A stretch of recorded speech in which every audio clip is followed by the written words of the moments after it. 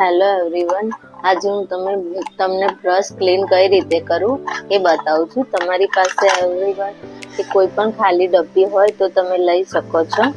પછી મારી પાસે એક ડોનેટ છે, ડોનેટને મેં કટ કરી લીધું છે આ ડબ્બીના સાઈઝથી।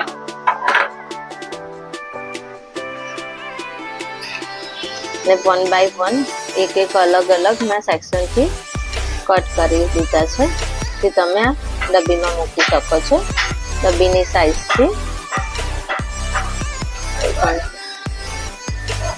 પછી તમે બ્રશ લીધું છે, ને બ્રશને તમે કોઈ પણ આઈ શેડો લઈ ટફ કરી શકો છો, જે તમે જોઈ શકો છો કે આમાંથી તમારું પાવડર ડસ્ટ ક્લીન થઈ જાય છે।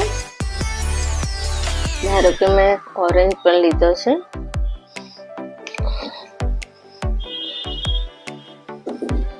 ઇઝીલી તમારું બ્રશ ક્લીન થઈ જશે।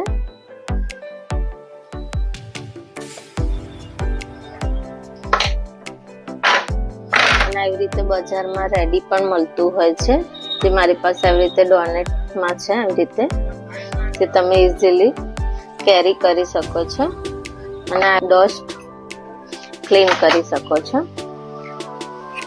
આવી રીતે મૂકીને તમે વેનિટીમાં કેરી પણ કરી શકો છો।